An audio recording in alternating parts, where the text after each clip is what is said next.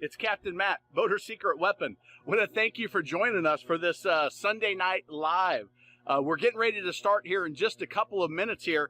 We'll start about 8:30, but I wanted to welcome you. If you've never been to a live, here's what you can expect.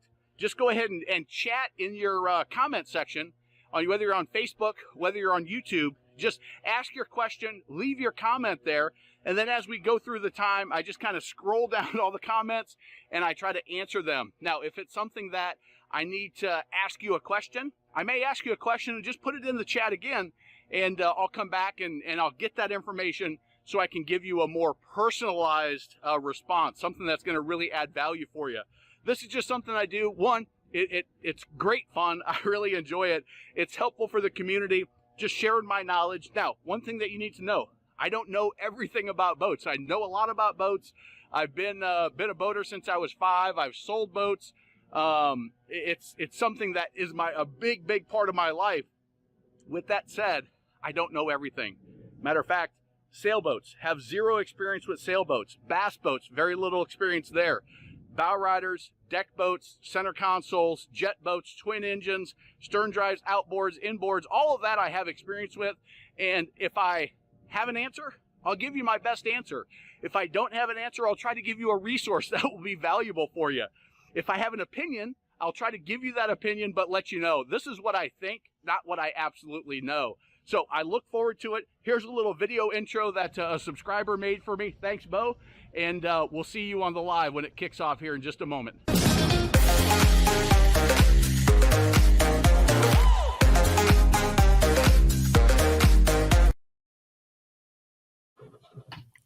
Welcome, everybody.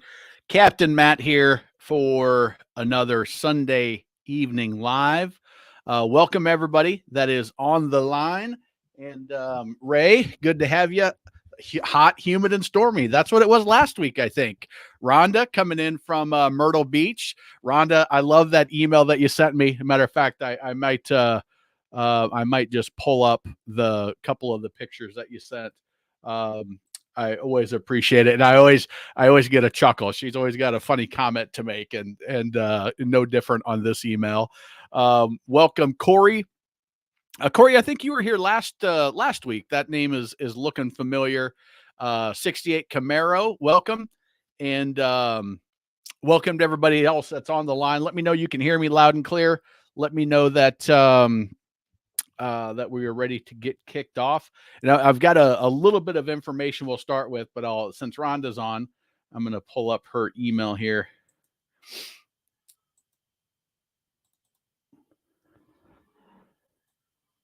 So this is, can you guys hear me? Can you all hear? Let me know that can't post comments on some destinations. Okay, good. Thanks, Corey. You are 5 by 5. I'm not sure what that means, but let me know. Appreciate it. Eric. Okay, we'll get to your question real quick. I'm going to show Rhonda's. Let's see if I can make this a little bigger here. This was Rhonda's email to me. Oop, that's not the right one. Which one did I want? There we go.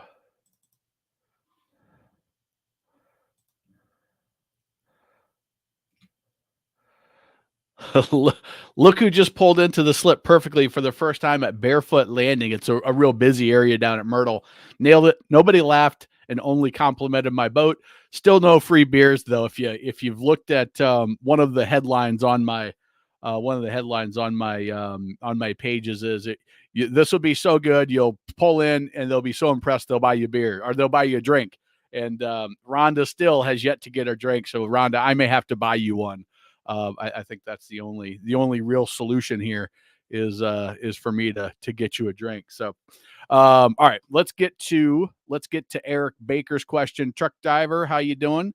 Let's see. All right. Good evening. Thoughts on financing older boats, looking for a 09 Edgewater, 20-foot center console. Don't want to put too much down. Okay. So Eric, if you watch my video on, let's see here, watch my video on boat loans. I've got a video that you can find somewhere on loans. There's actually a couple, but it's 25 minutes long. It's got a lot of detail, something that you may want to check out. But the biggest thing that you want to look at doing if you're buying a boat that's 10 years old or older is I'm going to recommend that you go to your local credit union. Now, if you're not a member of a credit union, you go to a credit union and they have specific rules on who can join. But here's how the questions go is, hey, we're this type of credit union. Do you belong to that type of organization? No, you don't. Okay. How about, do you do this? No, you don't. Okay. Well, what about this? And it turns into like, do you know somebody that is this type of person? And Ray, thank you. I had no idea that's what 5x5 sounds excellent is. I didn't have a clue. I had a guy asked me if I had a plug for something, for some t-shirts that we're doing for a video shoot coming up in Ohio in a couple days. And I was like, I don't know what a plug is. I was like, I got somebody to make a shirt. He said, that's what a plug is. A plug is somebody to plug your need to. I was like, I don't know. I don't know what the language is. So Eric, back to your question is, here's the deal. Go to a credit union. Credit unions will often have, they're going to be relationship based, right? You go through the series of questions, and most credit unions outside of like USAA, outside of like a military credit union, even there, they'll go through a series of questions with you, but they'll try to find a way to get you in. They play by different rules than banks do. They play by credit union rules, which means that their profit and their risk profiles that they lend to are different. So on boats, a lot of cases they'll do no money down. They'll do a little bit shorter term, but they'll allow you to go, on that boat. I don't know how much that boat is, but they may allow you to do 7 years or 10 years. I don't know if you're going to get 15 on a boat that's that age, depending on what the loan amount is, unless you buy it from a dealer and you are going through a marine lender specifically. They may do 15 years if it's over, 50,000, maybe even 25. I don't know what it would be with the age difference, but they're going to want 10 to even 20% down in some cases. But I really like credit unions on pre-owned boats, especially a little bit older pre-owned boats. And I don't think an '09 is only 17 years old. It's over the 10-year mark, which puts it in a different category. But to me, that's not super old, and it's taken most of its depreciation, with the caveat of as long as the market doesn't fall out, and I don't think it will, based on or I don't think it's happening right now, like a lot of people are saying, based on some numbers that I looked at. And we'll talk about that if there's a lull in the question. So hopefully, Eric, that gives you 38,000. Okay, yeah, so 38,000. You can probably find. And are you buying it from a dealer, Eric?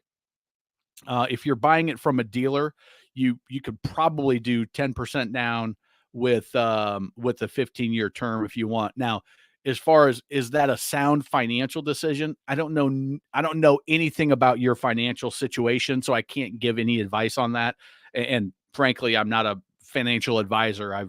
I've been in finance, and I've worked in that area, but it's so personal. There's way too many questions to ask, and it's really just a matter of what your personal beliefs are, what your personal money situation is, what your future earnings look like. There's a lot of things that I'm not going to get into, but yeah, you definitely have those options. And it's one of those situations where a lot of the depreciation is already been taken, and that boat's, as long as you keep it in good condition, that boat's always going to have a good amount of value, in good running order. So all right. Went scuba diving today, Charleston Tug in North Carolina. Absolute beautiful. That's awesome. Charleston Tug. I don't know that I've heard of that. Let me check that out.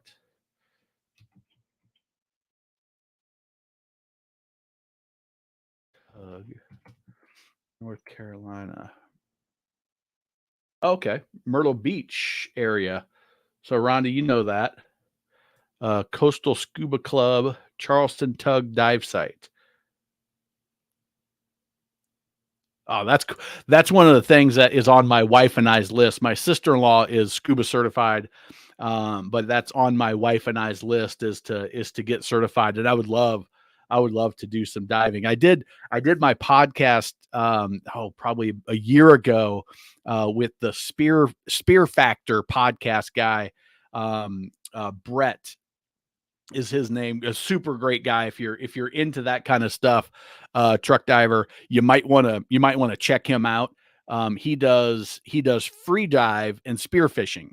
And we were talking about diving kind of before we got on the podcast. He's got a really interesting story. Super nice guy. That might be something that you're interested in, but that looks super cool. That looks, I'll have to watch that video that's on there. All right. Who will give me the best deal with a 28-foot twin 450 racing engines? Well, if you're looking new, it's if you can find them. The big horsepower motors are the harder ones to find right now. Mercury's are easier than the Yamahas. So the 450 Mercury racing engine. Who's going to give you the best deal? I don't know. On a repower situation, I'm assuming Tally Forearm that this is a repower situation. Who will give me the best deal with the 25-foot, okay, or 28-foot with twin 450s? Maybe it's not. Maybe you're talking about buying a new boat. I'm going to recommend that unless the deal is significantly better, that you buy from a dealer that's going to be local, that can service you, that can help you with your warranty issues, that can be a supporter of your boating lifestyle. That's my personal preference, and I think for most people, especially if you're a newer boater, I think the value in that relationship, assuming they're a good dealer, assuming you're getting a good price, maybe using my First Time Boat Buyer Academy, the magic money saving method, the negotiation step that I share in that. I think that's the best decision for most people. I don't know where you are. I don't know, but that would be my recommendation. Is it's not just about getting the lowest price. As a matter of fact, most people I know that make their decision based on getting the lowest price have a awful experience because they forget that there's other things involved than just price. Get a boat that's not rigged properly. Get a boat that they won't isn't convenient to get warranted. Buy a boat that has issues that should have been caught by a good dealer, but because they sell for such a low price, guess what? They don't have the time to do the right shakedown, the right PDI, pre-delivery inspection that you should, and that can be problematic. So just a couple thoughts there for you, Tally Forearm. Caught piles of Spanish mackerel yesterday on the Chesapeake. That's awesome. Congratulations, Bill. Whoa, there we go. We got some questions coming in. That's good. That's awesome. I always love when people send me pictures. Like I don't think I showed it. I showed Rhonda's email, but I didn't show the picture that she's had sent. I love it when this is her Barletta pontoon. That's kind of grainy. I don't know if you can see that as she docked at Barefoot Landing. But I love when subscribers, I love when people that have invested in my program. I got an email the other day. Let's see if I can find this one. I think he sent it to this email. Yeah, this he hasn't sent me a picture yet, but he had invested in the program, and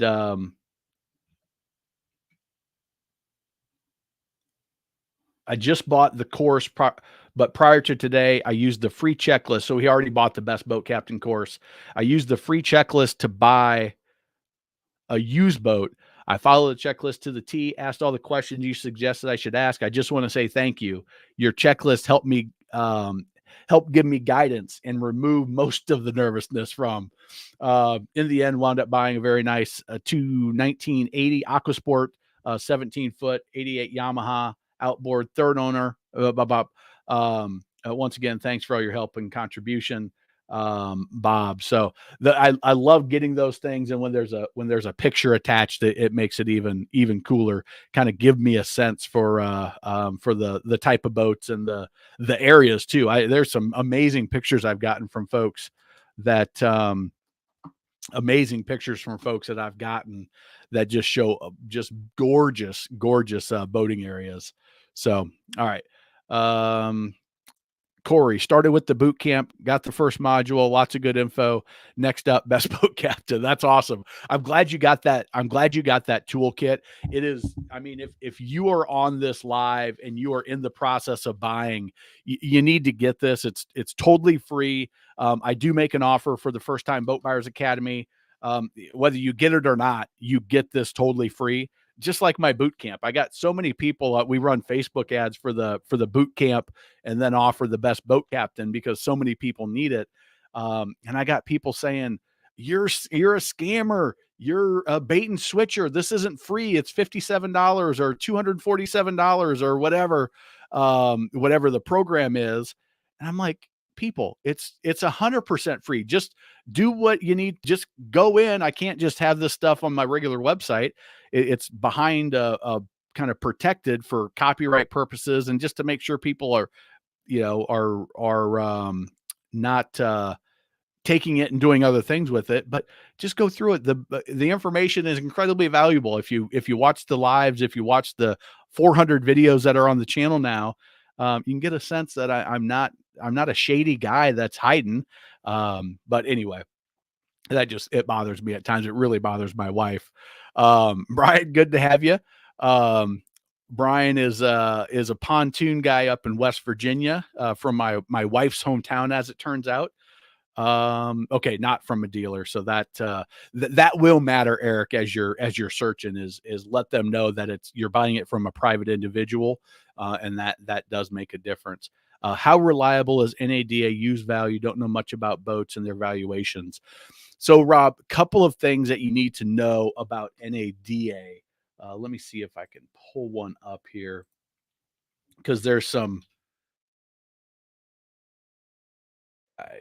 .com. It depends. Rob, tell me what kind of boat you're looking at, because that will have some impact. And I'll tell you why here.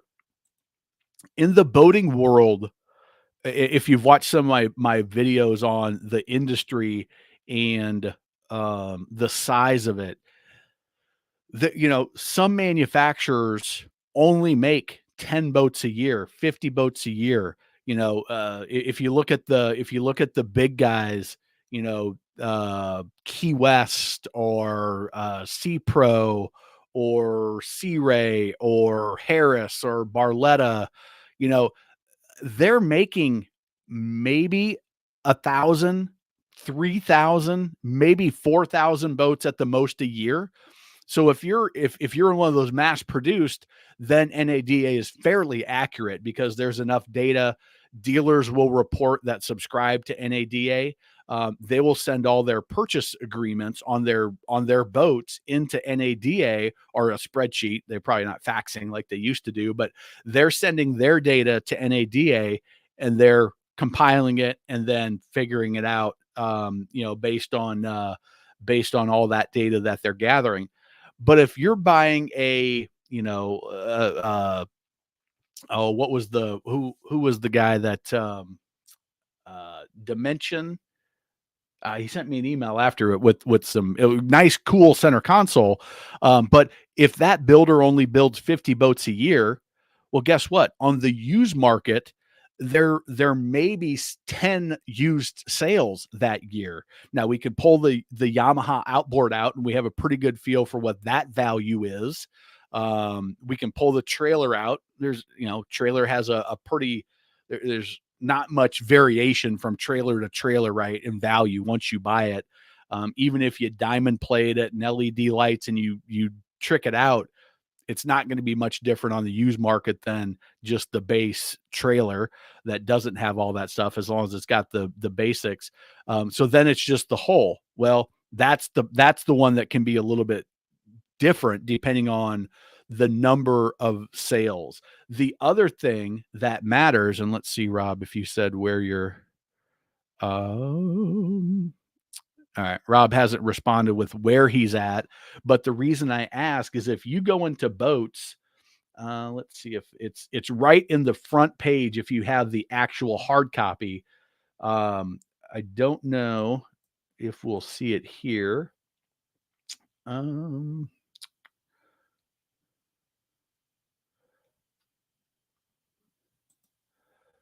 Let's do Cobalt.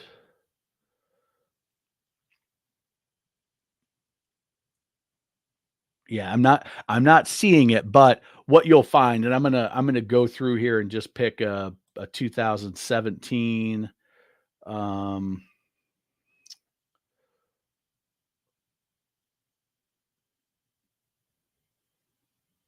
just do a 200S zip code. All right, so now it's going to give us, and we got to pick the engine. You want to pick the right engine, and included. And I've got a video where I go through all this. What you don't want to do is say, let's see here, is say, oh, this boat has a bimini top and this boat has a cover. Okay. Most cobalts are going to have that. So you're double counting because the average is going to account for that. And then you're going to add the bimini in again, but that's already been accounted for in the average. All right. So I'm going to click it so I can show you what I mean in the bow and cover. So if it's a common option that virtually all the boats will have, don't click it. If it's a cobalt, but it has a wakeboard tower. Well, not all cobalts have a wakeboard tower, so that I would put in.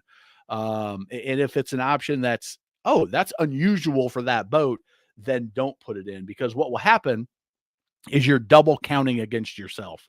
And your value is going to be skewed based on that. The other thing that matters, your trailer, just the year of the trailer and the axles, that's really all that you want to put in. It doesn't matter if you have all this other stuff. A trailer has a trailer value, and the other options, you're not really, you don't get credit for those. But the bimini top, $315, $360 on average retail. Well, that boat has a bimini from the factory. Every cobalt that's sold has a bimini. So you're double counting $685 worth of stuff, right? The trailer has a $2,300 value in that total price. Now, that's average retail. It's average. So I would, if the boat was perfectly clean, probably pay 15 to maybe 20% more than that. If you get the hard copy book or you subscribe to NADA, it's going to actually show you a high retail, which is this is about the highest end that you would pay that are in perfect condition. Then you've got the average, and you got low retail, which is usually about trade value, wholesale value. There will be, and I'm not seeing it. Well, here is your kind of rundown of what those terms mean. But in the actual book, on the very first page, it says, if this is a saltwater boat, automatically deduct 10 to 15% for being saltwater. Okay. So, Rob, if you're in saltwater, you need to adjust that value accordingly. You need to make sure you build your boat properly. And then you need to say, is it average, or is it better than average, or is it below average? If it's below average, you better know how to fix stuff, because you're going to hate that decision, even if you get a smoking hot deal on it, if you're not looking for a project boat. So I would recommend most people only buy average and above average boats, which means that you're going to pay average or a little bit above average prices for it because it's based on the conditions. And because they're getting that information from dealers, they've got a pretty good sense for the they can see Florida boats sell for 15% less. That's why if you look in the Florida market on Boat Trader, you're like, oh shit, that's a steal. Well, it's a steal because it's a crappier boat, even if it's been well taken care of. It's got more sun damage. It's got salt water. It's got more fading on the gel coat. It's had a rougher life than a boat that lived on Lake Okoboji in Iowa. Okay. So hopefully that gives you a little bit of insight there, Rob. Let's see if you, I'm delighted watching. Gotcha. So an '06 Stingray. So go through, and build that. And, like I said, it's, and where you're located matters too. Okay. So salt water. And when I say that, saltwater versus freshwater is what matters. Okay. So hopefully that's valuable there for you. Coastal Scuba. Okay. So that was the Carolina Tug.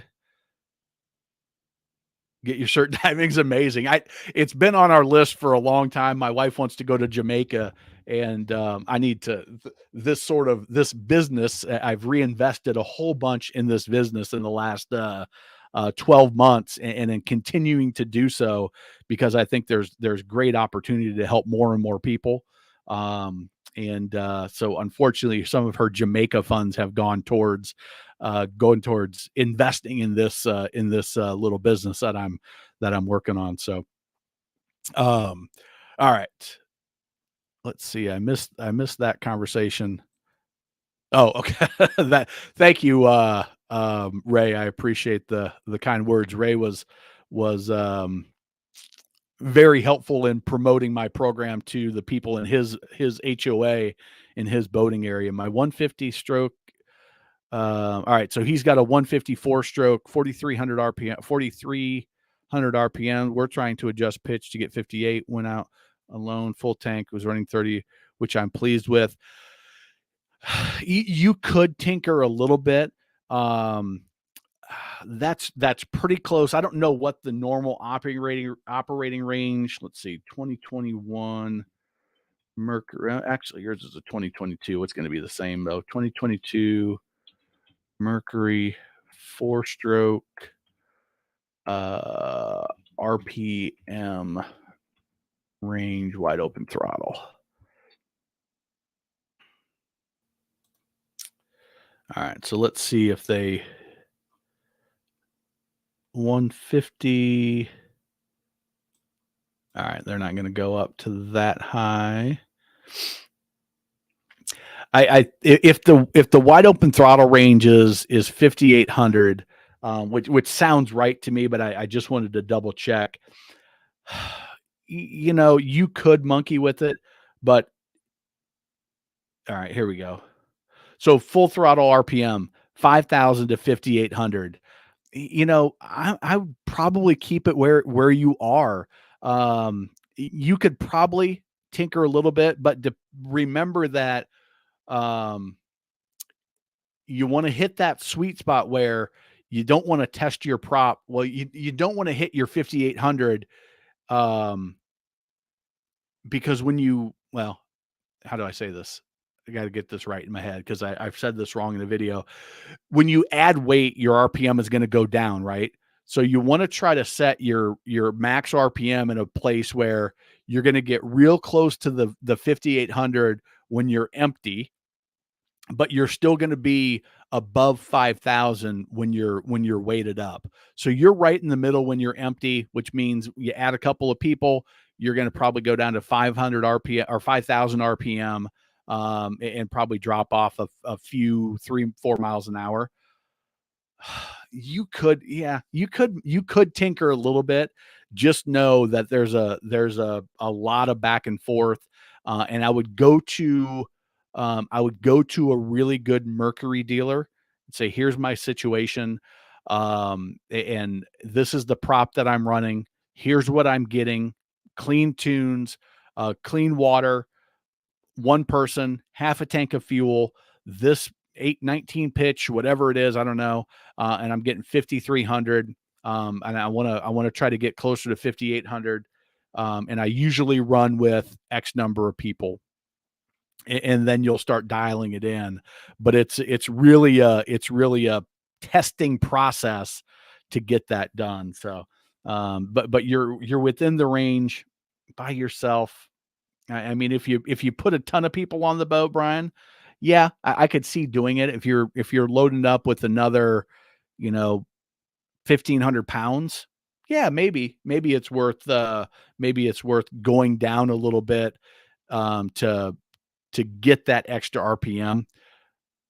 If you're happy with it though, the engine's going to be okay. So, all right.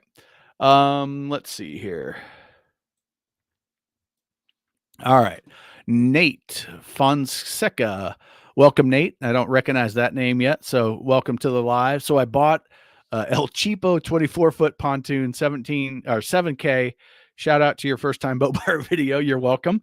Has a 150, doesn't have a speedometer. What speed should I be hitting? 4 people, 1,000 pounds. Is it, Nate, is it a pontoon or a tri-tune? I'm assuming 2 tunes since you said pontoon. And are those tubes 25-inch diameter tubes? Are they 24, 23? Are they 27? 25 has kind of been the standard for quite a while. With that said, fill in the blanks on that, and I'll try to give you a better answer. But I would assume on a 150, 32 to maybe 35, depending on what size the tubes are.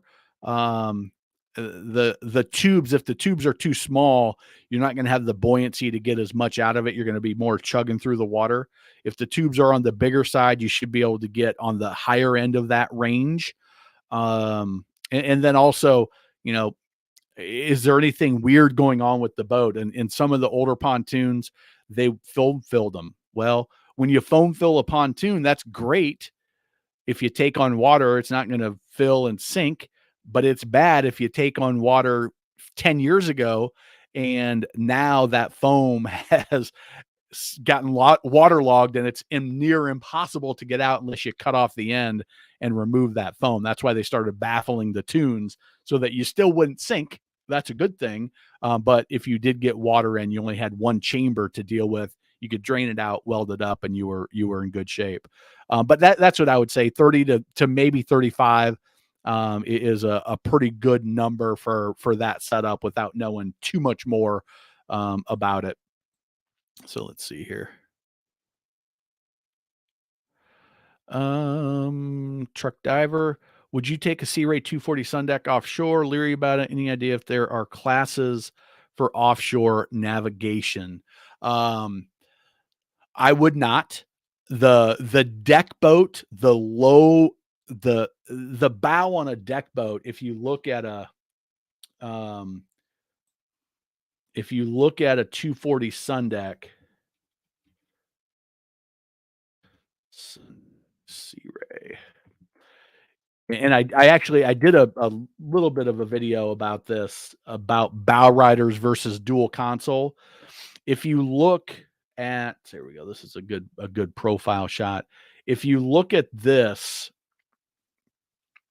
that bow, it's got just a little bit of flare, but if you get stuck in some chop, you see how that nose comes down a little bit.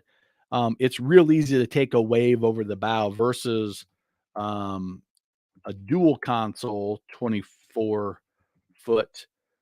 These boats are more made for, let's see here. That's a center console. All right. Oh, so if you look at how the dual console runs, it's got more flare. So if you do take a boat, it's gonna push it off to the side, with that Carolina flare. And then also you'll notice right here, it comes up about 3 inches, so that not only do you have that flare, but you also now are up higher than then that Sundeck would just come straight across, and it's not as deep. Easier to stuff it, take on water. You do that offshore, you're in a world of hurt because that bilge pump, it's another difference, is this boat's not designed to take a bunch of water in and spit it out. It's got one bilge pump, maybe two if somebody's put an extra one in, but no scuppers to just quickly get it off the deck like your dive boats. I would go maybe a couple of miles offshore if I knew the weather was perfect. I was a very competent driver.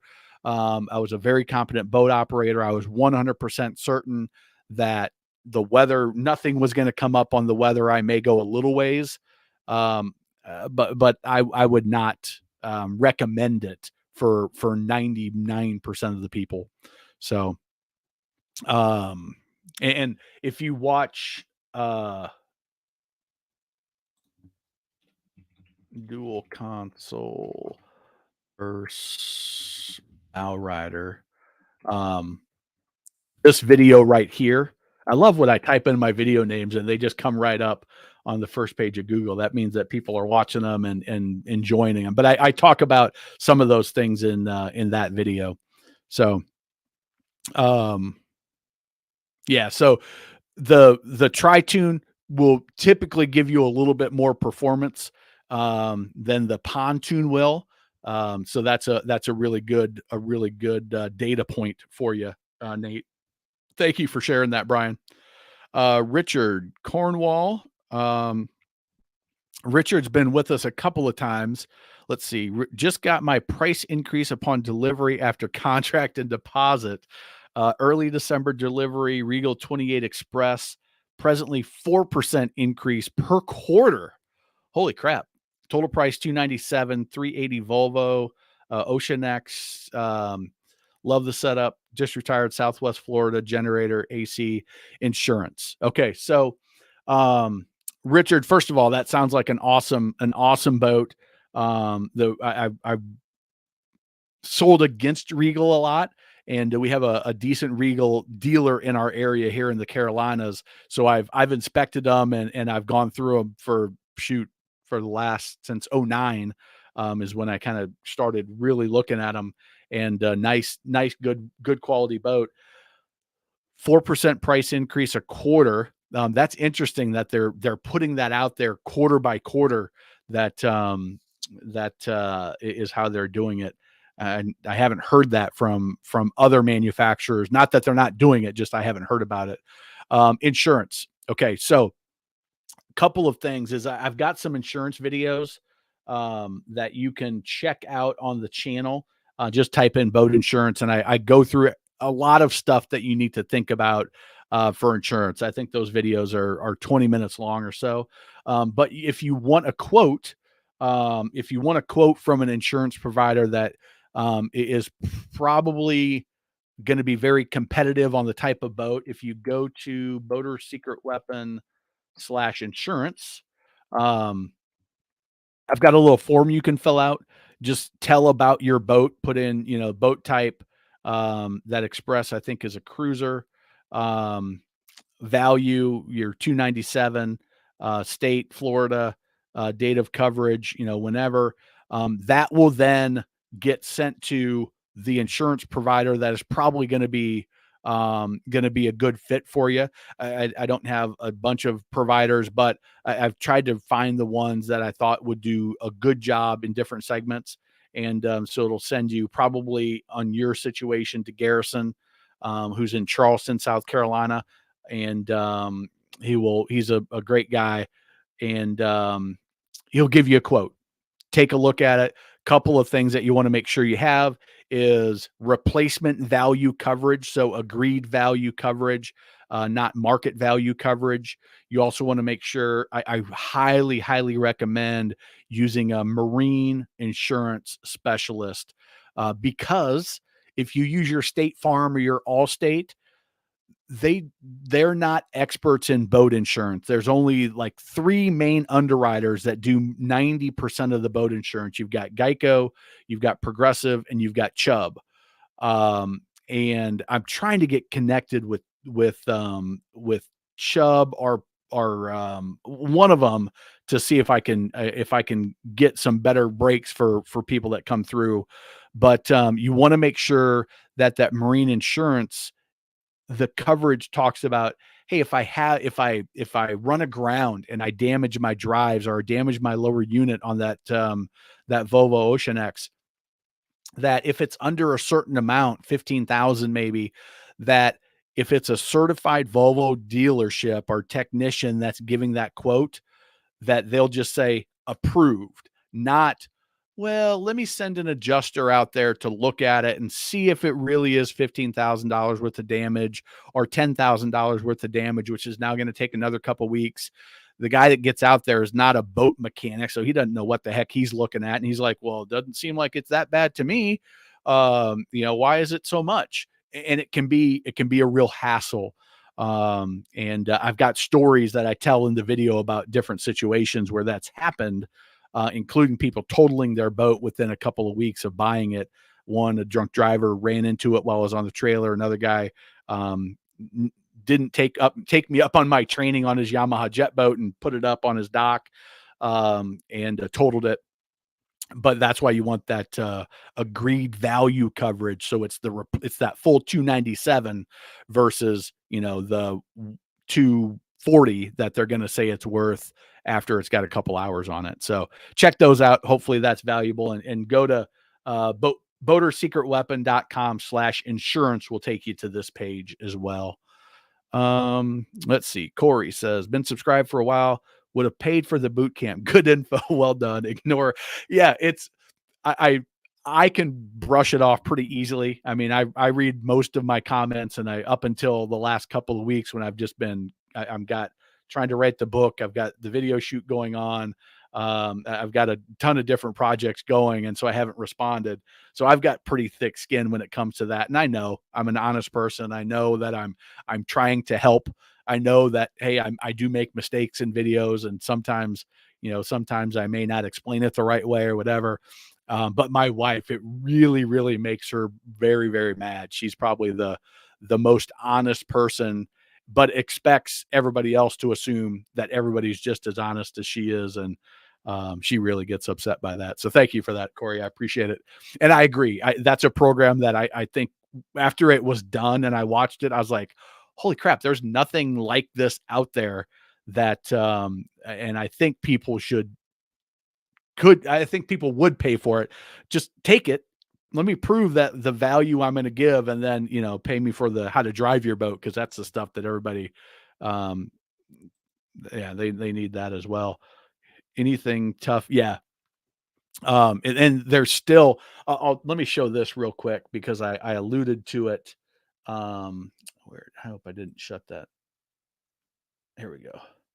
All right. So I've seen it. It's still popping up in the Facebook groups that, the flood is there. There's a flood of boats out now. And and I'm going to be recording that this week, is my new market update. But I did a market update in April 26th, the spring update. And on April 26th at 10:24 a.m., there was just over 1,000 boats for sale that were 30,000 to 75,000 in my zip code, 200-mile radius, power boats that were used. Tonight, when I just did it, 739. So 300 less boats for sale under those same parameters on Boat Trader.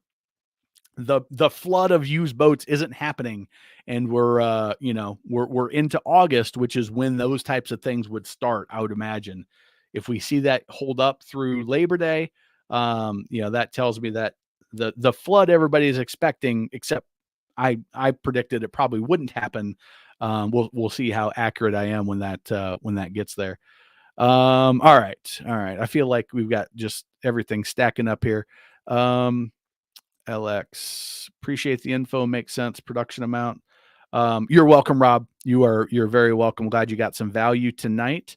Brian, thanks. A guesstimate for a 24-foot. You'll be slightly less on a 24-foot, Nate, because it's a little bit heavier. but you don't have, I don't think you have the tri-tune, or at least I didn't see. I think it's just the pontoon. So you're a little bit lighter in that respect. So you've got 2 more feet of tunes, 2 more feet of plywood, potentially 2 more feet of furniture, depending on the layout. But you don't have the weight of the third tune. So it'd probably be fairly similar, as long as you're not putting too much weight on it, as long as you have 25-inch diameter pontoons that have the buoyancy. If you got the smaller pontoons, you lose your buoyancy, you chug through the water more, and it'll be a lot less. Lay on the horn for 4 seconds when entering a narrow blind channel. Is this correct? Not technically. When you're entering a channel, oh crap, what is it? The river, sound signal entering a narrow channel. It is.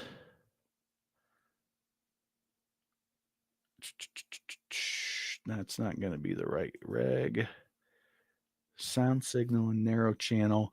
The entering a channel is, I would say, it when you're coming out of a berth into the fairway, it's 4. I want to say it's the same on the river when you're coming out of a narrow channel. When they're at the coast, when they're backing out of the berth, you give four signals. Beep, beep, beep, beep. Not 4 seconds of beep. So it's boom, boom, boom, boom. And I want to say you would use that same signal when you're coming from a blind spot. And I think that's what it is. Let me double check that though, because I'm not. The narrow channel rule is different. The narrow channel is passing in a narrow channel. And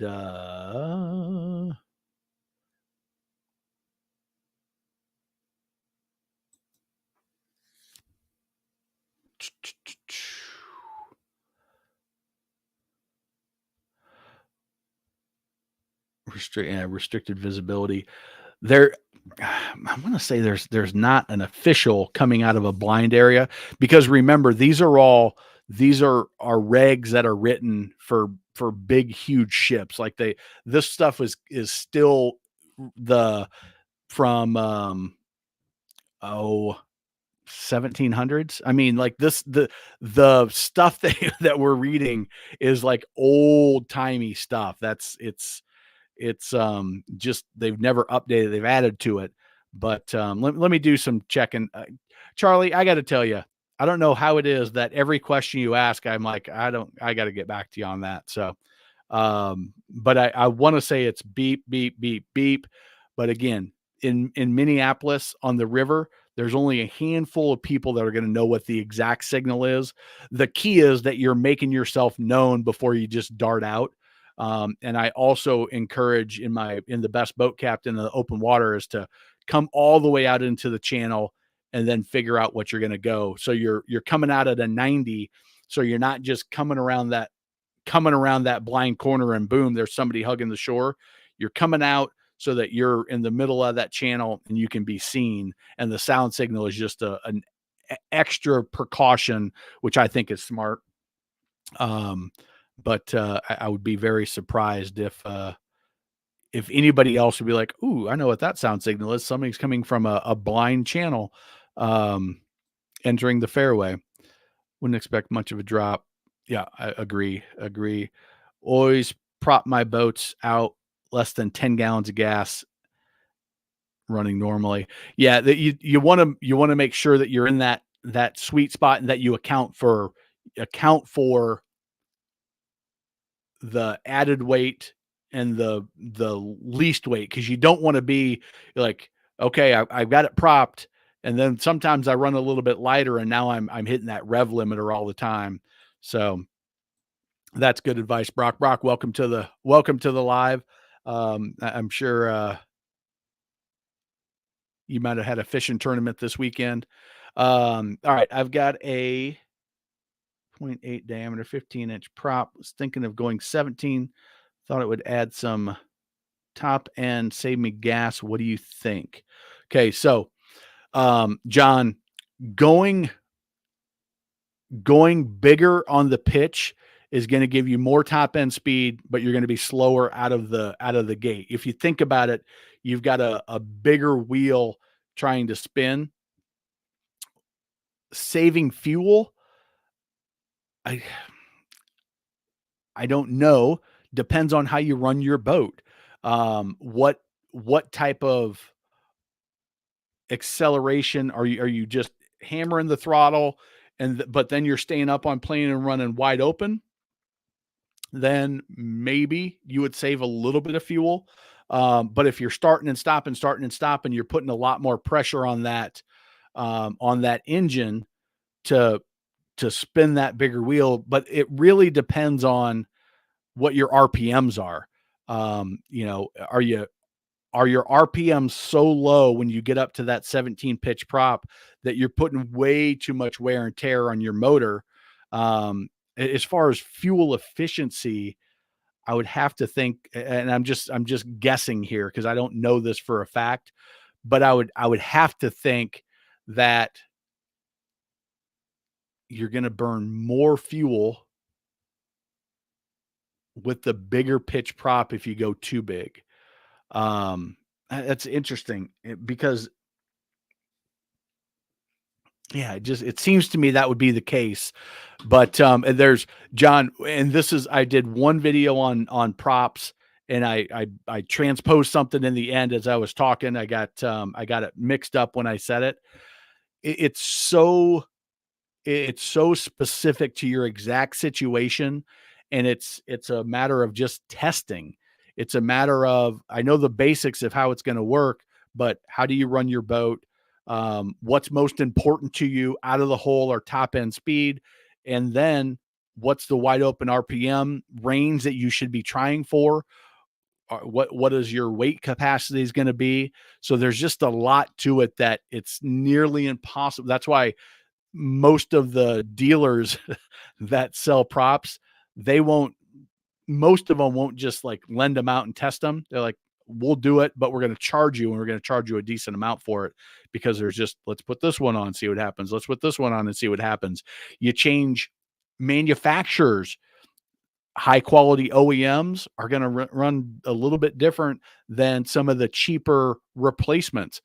Stainless versus aluminum, 3-blade versus 4-blade. All of those things come into play, and they all are going to have an impact on how it runs. So there's just too much and way over my head as far as expertise to diagnose it with just the little bit of information. You really got to run the boat, see what's going on, have all the details of RPMs, speeds, weights, including fuel. Like Brock said, I run mine when I'm propping a boat. I run it with 10 gallons of fuel and about half the gear. So he knows, okay, it's me, it's 10 gallons of fuel, and it's half the gear.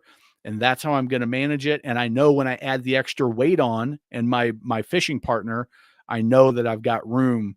And but I also know when I'm halfway empty and it's just me, that I'm not going to hit that rev limiter either.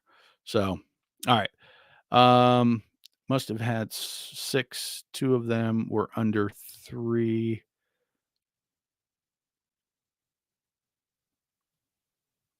Okay, gotcha.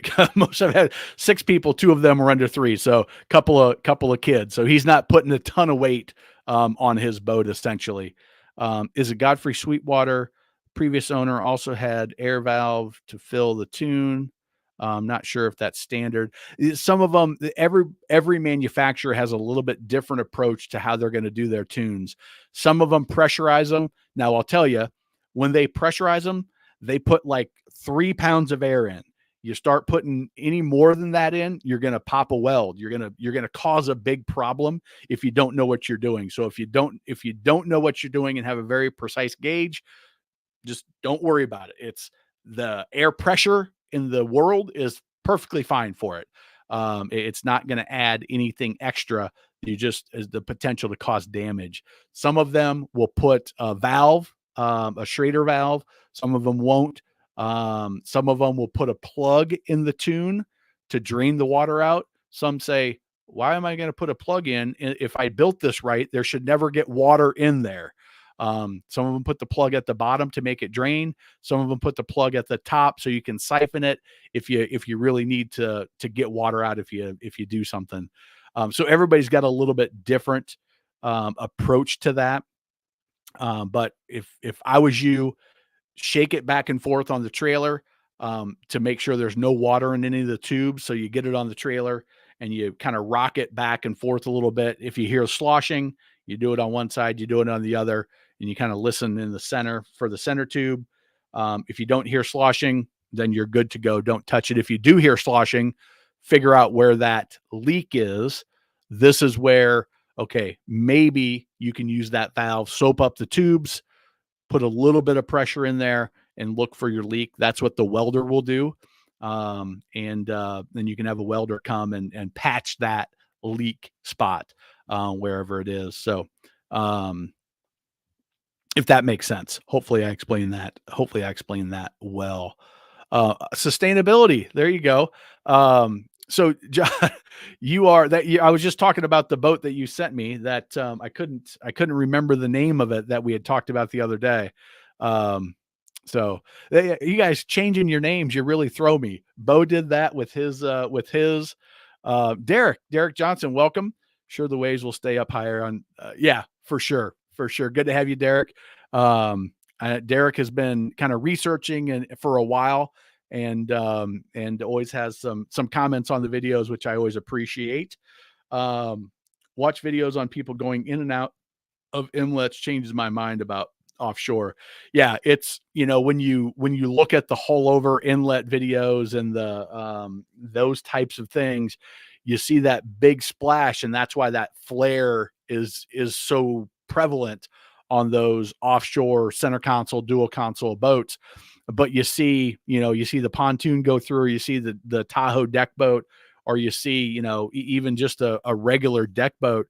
If they don't know how to keep their bow up and time the waves right and get their speed correct and all of that, boom, they're going to stuff it. It's going to come right in.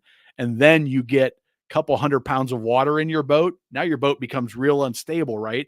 It's like if you've ever watched Deadliest Catch, they've got a slack tank.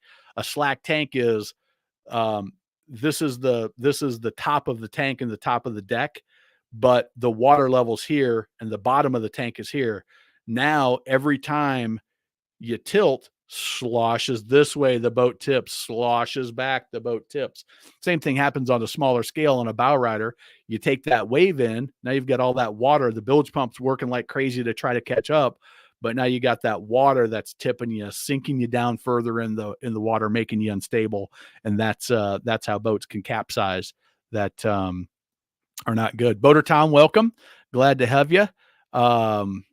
Like the Regal for sure. Especially that one, that 28 Express. Been monitoring used boat listings prices here in the Northeast. Tons of inventory coming to market. A lot of price drops. Curious what you were seeing, Seth. I just showed you in my zip code what I should have done. What I should have done back in April was to do it, because I'm sure that there's pockets in the US where we're seeing more inventory come on the market. I'm sure, matter of fact, I know this for a fact, there's styles of boats where you're seeing more pontoons, tritoons. I don't think there's anywhere in the US or Canada where you're like, we've got way too many pontoons. Those can't keep in stock. They're so popular. Center consoles, same. I think the demand for those two styles, jet boats is another one. Wake boats to a certain extent is in there.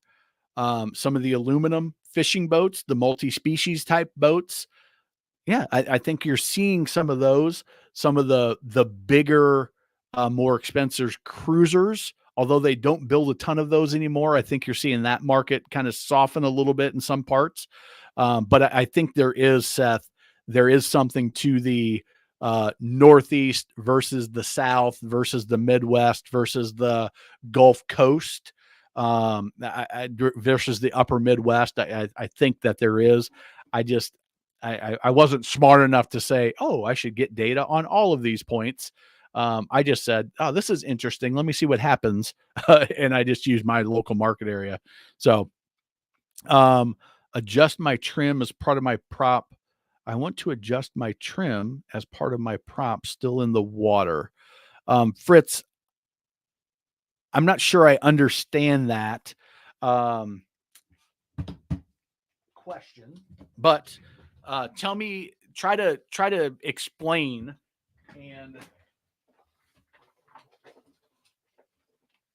I'm going to get my very fancy prop here that I'm going to try to explain it, because I this might be the question that you're asking. So when you're on your boat, and I talk about this in the Boater Boot Camp, Fritz, if you are asking this question, you probably should check out the Boater Boot Camp. It is a totally free program, and you can get it at boaterbootcamp.com, or just go to the website and you can find it there. But the trim is the part of the motor. I'll do it like this. You can kind of assume it's an outboard. That trim is going to go, when you start, you're going to be all the way down. As you go, it's going to adjust the angle of the lower unit or the angle of the whole motor, which is going to adjust the angle of the prop, the propulsion. So if you're down here, the angle is going to be coming this way. As you tilt it up, that angle is going to be more up, which is going to, in turn, lift the bow, which is going to give you, to a certain point, a smoother, more comfortable, more efficient ride. You go past that optimal point, and now your bow is going to be too light, because your bow is going to be propelled too high, and now you're going to have an uncomfortable ride. So there's that sweet spot, and you're just going to do that with your thumb right on that little trim button. So if that's your question, hopefully that helps you out. If it's a different question, then try to re-ask it, and I'll see if I can help out. Any recommendations for mobile mechanics? Melissa, all depends on where you are. The thing about boating is it's very local. It's very specialized, local knowledge. And when you start talking about technicians, it's got to be a person on the ground in your area that knows the type of boat you have, more specifically the type of motor that you have. So if you happen to be in the Carolinas, in the Charlotte area, Lake Wylie, Lake Norman, Mountain Island Lake, I can connect you with somebody that would be really, really good. If you're somewhere else, let me know. I may know somebody, but it's kind of a crapshoot.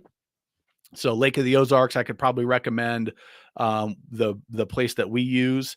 If you are, there's a few places around that I would be able to recommend, but not everywhere.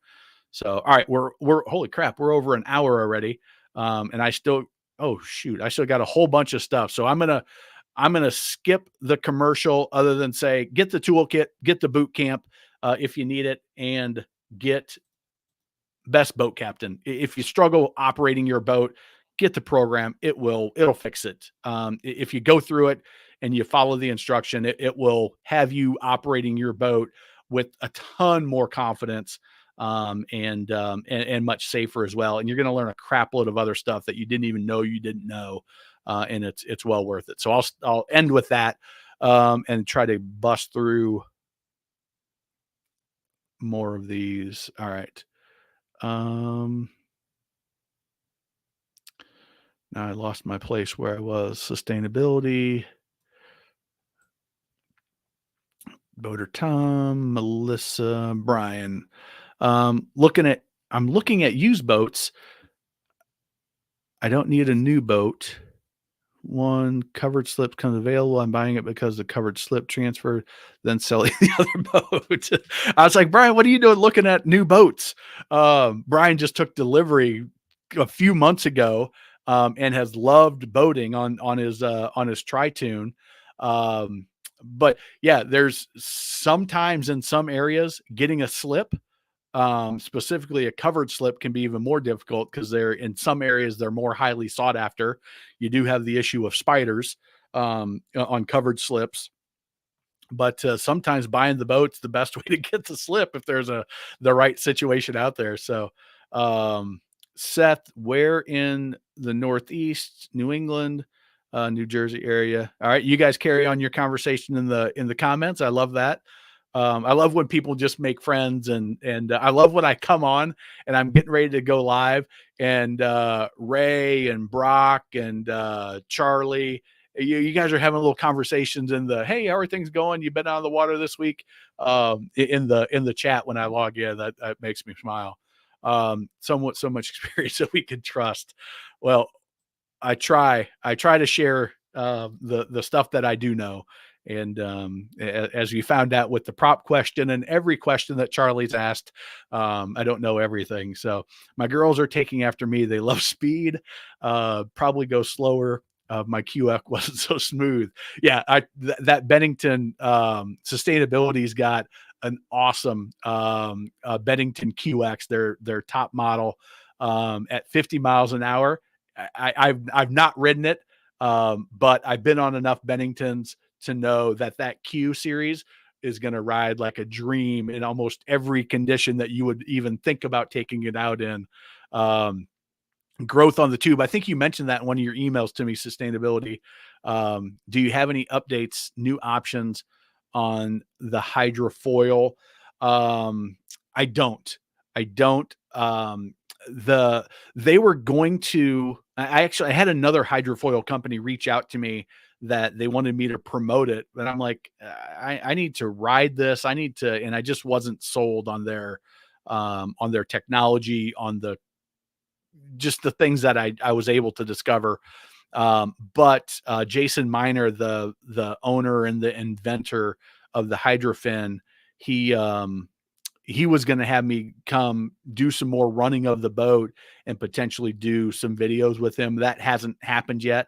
My guess is after Ibex and after I ran it, that he had a whole bunch of manufacturers that had some interest, and he had a lot of other opportunities that were pretty significant. So the big things with the tube is, unfortunately, you've got to pull the boat and power wash it. And I don't remember, you're in the Midwest, I want to say.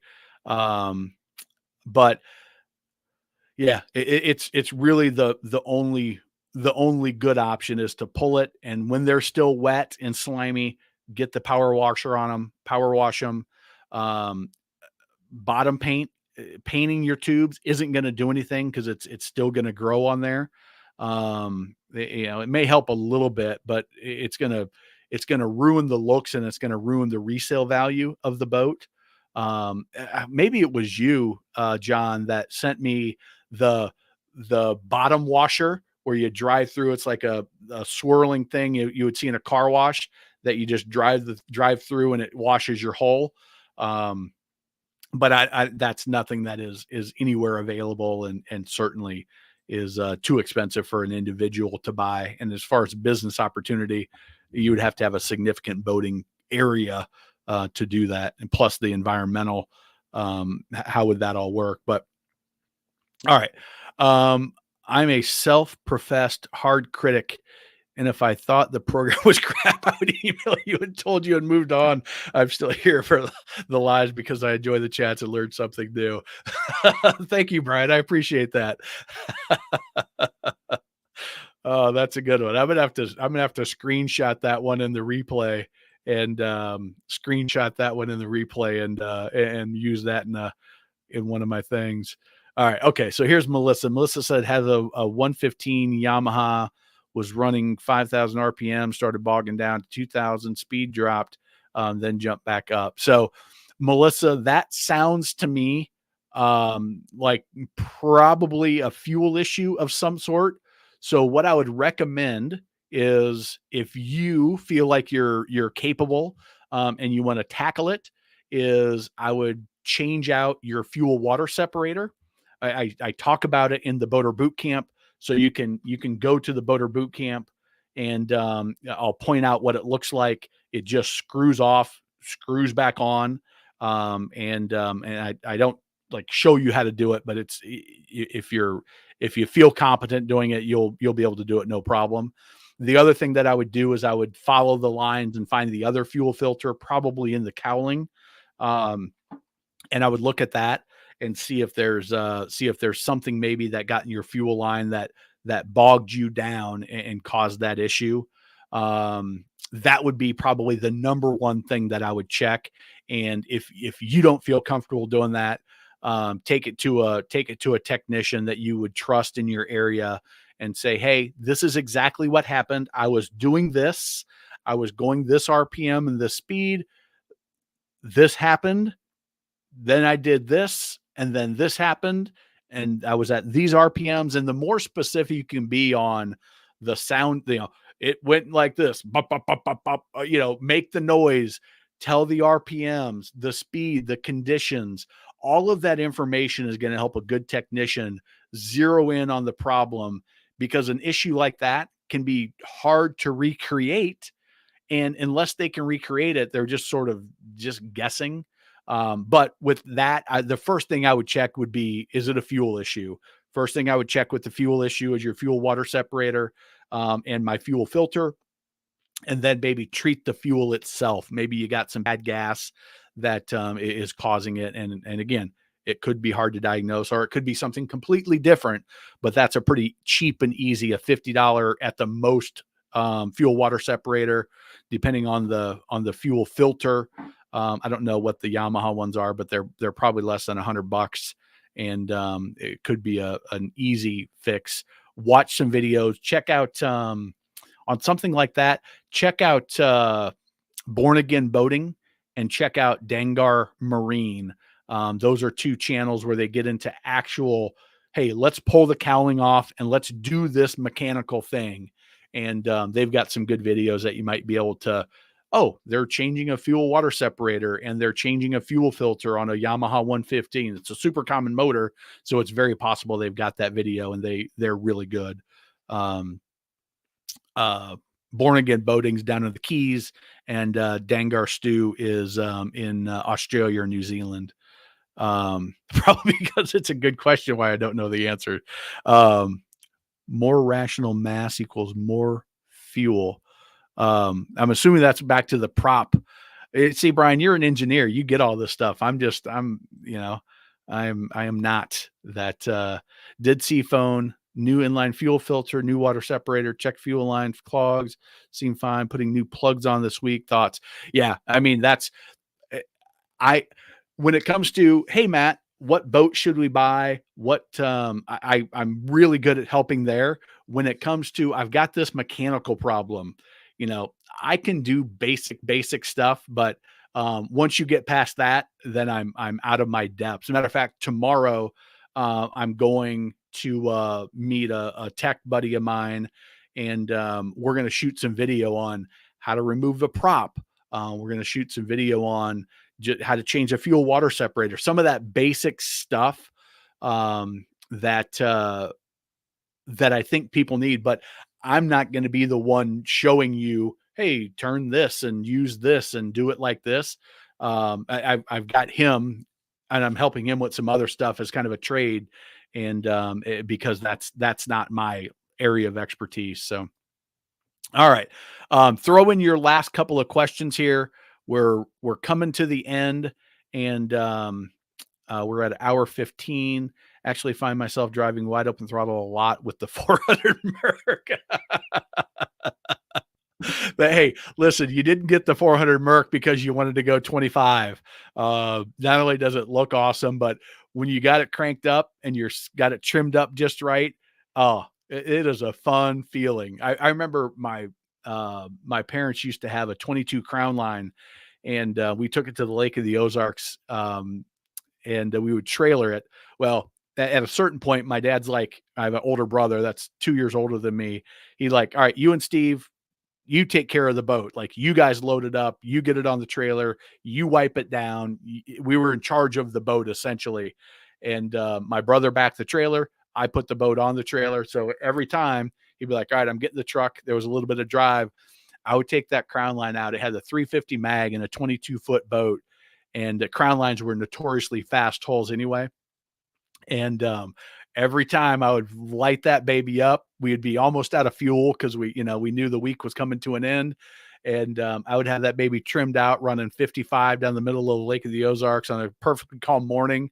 And every now and again you would hit the rev limiter because you're so light. Oh man, I love doing that. I wasn't paying for the gas though at that time. Dad may not appreciate that. Some nice Regals and Monterey's available. Central Florida now. Sea Ray pumping out 19 like crazy per dealer. Interesting.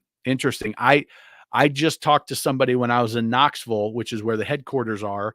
And now Sea Rays and the SPXs are coming out of Mexico, the 19s and the 21s.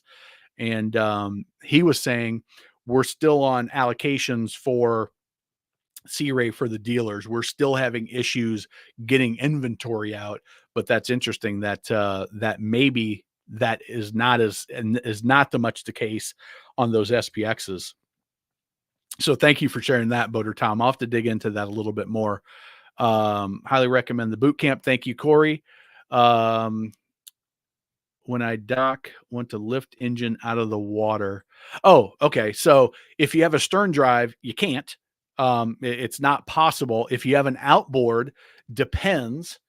It depends on the setup of your boat. If it's an outboard, you can tilt it up. Sometimes they have a trim limiter, because if you tilt it up too far, it's going to hit something on the boat. Maybe hit the ski tow bar, or maybe it's going to hit the something on the transom, or for whatever reason they put a limiter on there. Maybe they didn't adjust the limiter properly. So if that's the case, hey, okay, what we need to do is have somebody adjust that trim limiter so that it can tilt further up and get all the way out of the water. Just make sure you're not going to crack that cowling into something that is going to be problematic and damage your cowling, damage your boat, something like that. But if it's a stern drive, you don't get that option. The stern drive's down here and it's only going to tilt up. Even if you get it as far as it goes, it's going to be in the water, and that's just the nature of stern drives. Okay, Melissa, so you're in the area. So I used to work at Lake Wiley Marina. I know a guy that's at Pier 49. That would be awesome. Shoot me an email, captain@Boater's Secret Weapon, and I'll set you up with Mike Stevens. And then depending on where you are, Mike Mandel, who is at Charlotte Boat Repair, that's who I'm going to shoot video with tomorrow. So I'll connect you with both of those guys. I don't know anything about what their capacity looks like right now, other than they're probably both busy. Matter of fact, Mike said, come on, shoot your video. But I got work to do. So you can film whatever I'm doing. And I'll do the ones that you want, but on boats that I need to do those things. So shoot me an email and I'll try to connect you, or I will connect you. It's just a matter of do they have time? If you're using OBS to stream to YouTube, I would reduce your stream delay so you can interact a bit more real time. I think you are about 1 minute delay. Interesting. So I'll have to check that out. I just paid for it. Matter of fact, I need to update my card because I got my new card in and I haven't updated it yet. So I will dig around OBS to stream. Yeah, I'll check that out. Thank you. Florida Regal dealership, any suggestions? I mean, Regals are made in Orlando. The Regal, what is it? Nautique Regal Nautique, I think that's what it is. They're a pretty good dealer. Again, Derek, I would go to the same thing that I mentioned to the guy talking about the 450 Mercury racing engines, is local. And there's only going to be one Regal dealer in your area. So there's not enough boats sold in most marketplaces to have multiple dealers within a 50-mile, 100-mile radius. And maybe in Florida, there you've got a few more options because the density of the boating market there. But shoot me an email, Derek, of where you are in Florida, and if I have a connection, I will send it to you. If you're Jacksonville, I think the Jacksonville Regal dealer is pretty good, but I would go to where you are. VFM, some marketplaces, secondary market for Parker, something similar, center console, sport cabin. So VFM, Boat Trader is the big one. Depending on where you are, I would go to Facebook Marketplace. In some areas, you might find that. But they don't make a ton of Parkers. Parker is a good quality boat for sure, but they're not making a ton of boats, which means that there's not many that come up on the secondary market as a used boat. I would go to the Parker dealers in your vicinity, wherever you would be comfortable driving. I would look up the Parker dealers in those areas, because the one thing I can tell you is if you're a Parker guy, you're buying another Parker probably. And if they're trading it in, they're going to trade it into that Parker dealer, and they're getting a new Parker is kind of my gut on that. So I would check your local Parker dealers in the radius that you're willing to travel, and say, I'm looking for the Parker, whatever size, whatever specs that you want. And that's how I would do it. Start with Marine Max. Yeah, Marine Max I don't know if Marine Max is a Parker dealer, but in Florida, there's a good chance there's a big selection of inventory as well that they would have. Thanks. Look at some of their dealerships across the country. Can take my boat, install them, and test. So they've got a tri-tune version. I ran the double tube. They had a 24-foot or 26-foot pontoon with the 150, and yeah, I need to reach out to him and see. I'll be going down to Ibex in October probably, and I'm guessing that I'll run into him down there again as well. There's just something about running 60 plus out in the channel in the morning. Saturday, I was a rider on my buddy's boat for the tournament. His 300 Merc brought back some memories of me and Dad. Yeah, hearing that whine of that two-stroke and the smell and just ripping across the water. Yeah, that'll bring back a memory or two for a lot of people that grew up on the water with Dad and the family. That's one thing. It's so cool about boating is the memories and just the little things that bring back, talking about running wide open throttle. I can picture myself, and I'm listening to the Judds, and I've been a classic country music guy for a long time. Even when I was 20 years old, I would listen to classic country. So I'd be listening to Johnny Cash and the Judds and to George Strait, and to, Merle Haggard, as I was just ripping down the lake, wanting to get as much running as I could, but not make my brother mad at me because he had to wait at the ramp too long because I was screwing around. Should you have a transom saver with the stern drive when trailering? Corey, it depends. If it's an older boat and that transom might be a little bit weaker, yeah, I would use it. You don't want all that bouncing up and down. They make what we used to run are the little C clamps. They're about that long, and they just clip right over the cylinders, and then you would trim it up just a little bit so it tightened up, and then it wouldn't have that bounce. All that bounce wasn't going on the hydraulic rams, right? I don't think it's bad to use, but I don't think you have to. If it's a newer boat, everything's rock solid, you probably don't have to. If you're trailering for a long distance, yeah, it can't hurt. It can't hurt to have those on there. It's just going to give it a little bit more support, not put as much pressure on your rams, not put as much pressure on the transom assembly and all that. But think about it. a boat's designed to go 40 miles an hour in rough chop, and everything, all of the force is hitting right there on that lower unit. So just returned from Marine Max website for Florida. Really impressed with the smaller Regals. Yeah, Regal builds a nice boat. They've got their fast track, so they're pretty quick.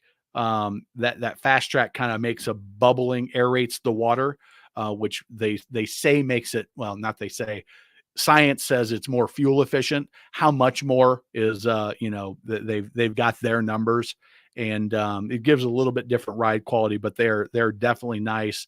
And I think I want to say in the last 10 years, in my opinion, maybe it's just because I used to sell against them, I think they've stepped up a little bit in their quality.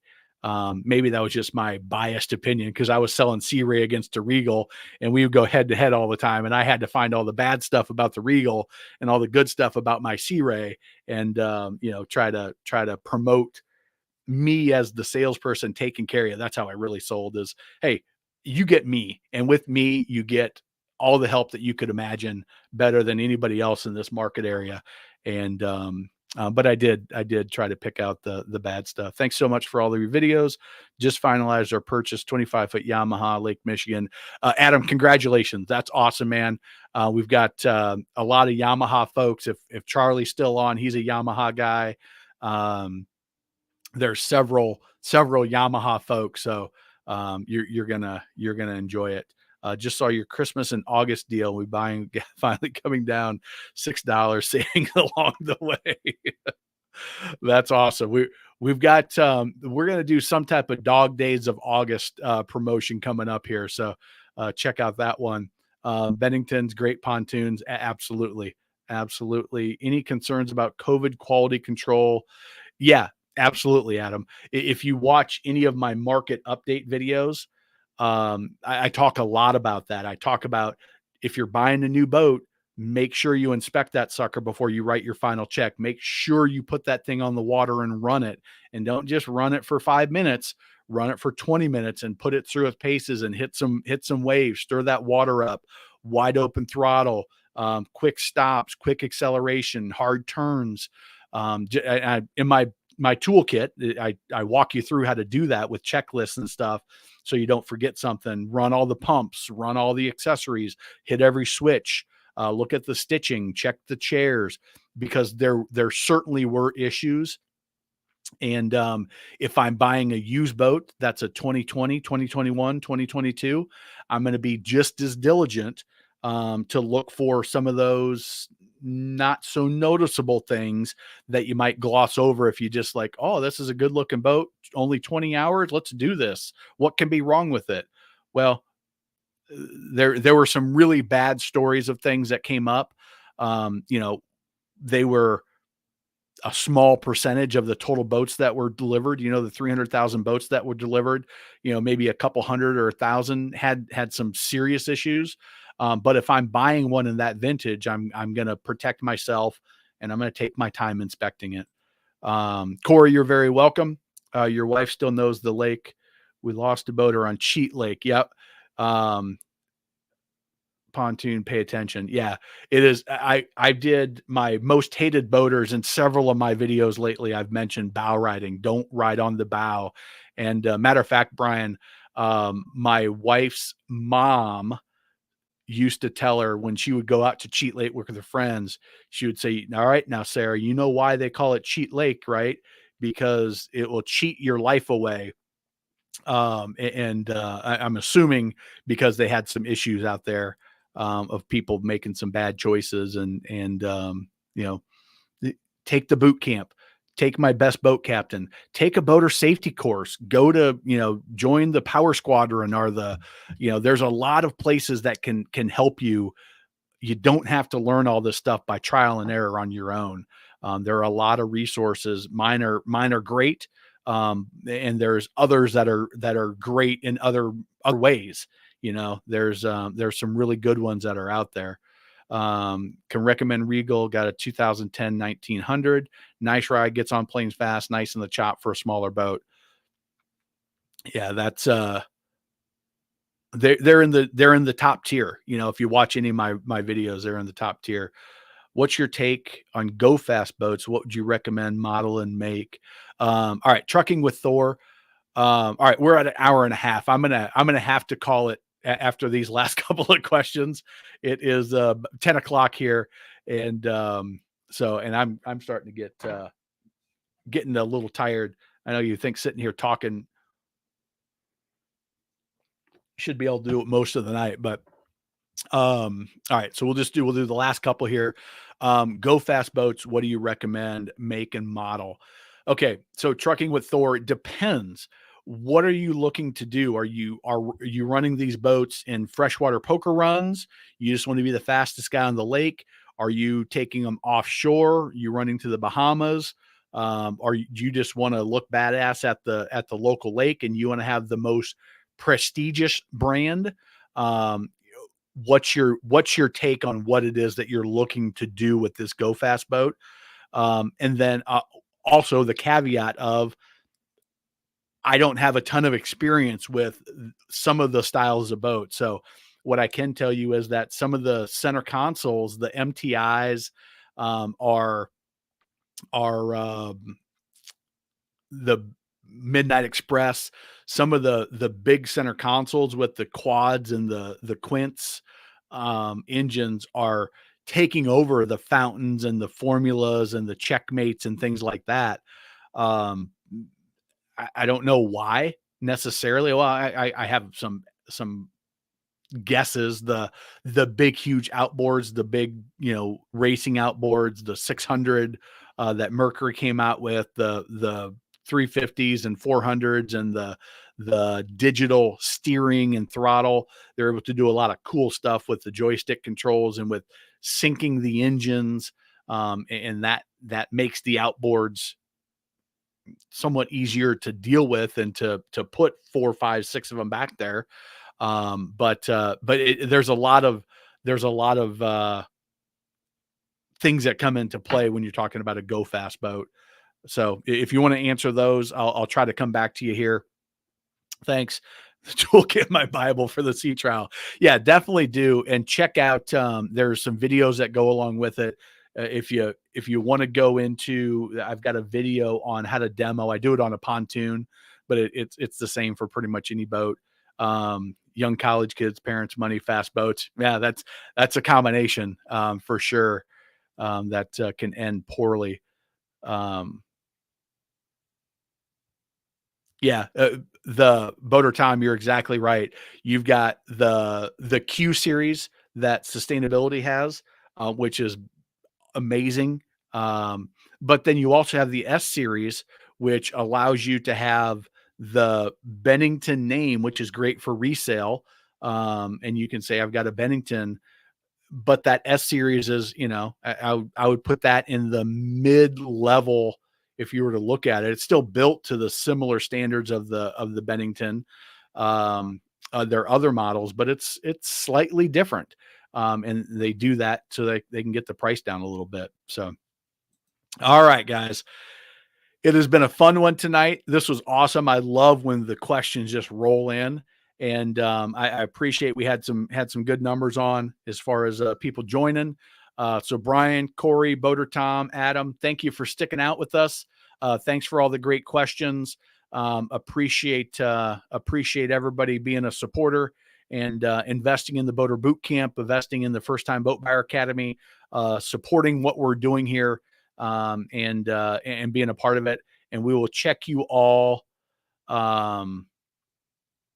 next Sunday at 8:30 Eastern time. Take care, everybody. Have a great week.